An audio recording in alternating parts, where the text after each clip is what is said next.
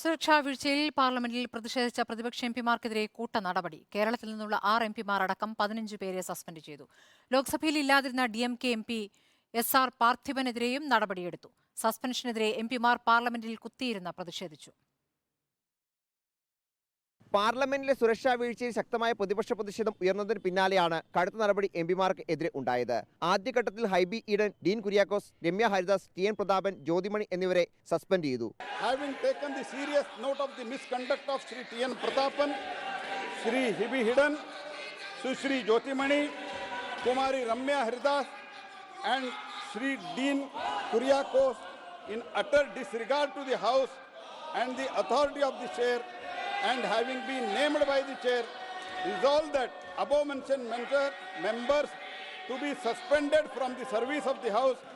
പിന്നീട് വീണ്ടും ലോക്സഭാ നടപടികൾ ആരംഭിച്ചപ്പോൾ പ്രതിപക്ഷം പ്രതിഷേധം തുടർന്നു.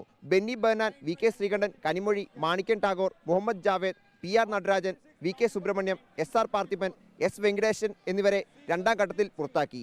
ഇതോടെ ലോക്സഭയിൽ നിന്ന് ഇന്ന് 14 പ്രതിപക്ഷ എംപിമാരെ സസ്പെൻഡ് ചെയ്തു. അതേസമയം ലോക്സഭയിൽ എത്താതിരുന്ന സേലം MP SR പാർത്ഥിബനെ പുറത്താക്കിയത് വിവാദമായി.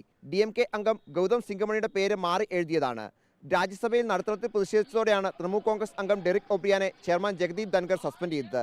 സസ്പെൻഷന് പിന്നാലെയും ഡെറിക് ഒബ്രിയാൻ രാജ്യസഭയിൽ എത്തിയതോടെ ജഗദീപ് ധൻകർ ക്ഷുഭിതനായി. What are you doing? Mr. Derek O'Brien, you have committed breach of privilege.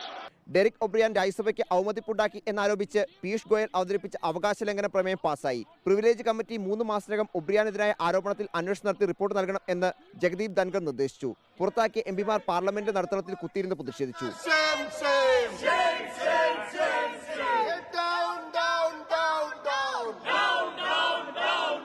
അക്രമികളുടെ പ്രവേശനത്തിന് സൗകര്യമൊരുക്കിയ BJP എംപിക്കെതിരെ നടപടിയെടുക്കാതെ പ്രതിപക്ഷ എംപിമാരെ പുറത്താക്കിയ നടപടി ജനാധിപത്യത്തിന്റെ കൊലപാതകമെന്ന് KC വേണുഗോപാൽ ആരോപിച്ചു.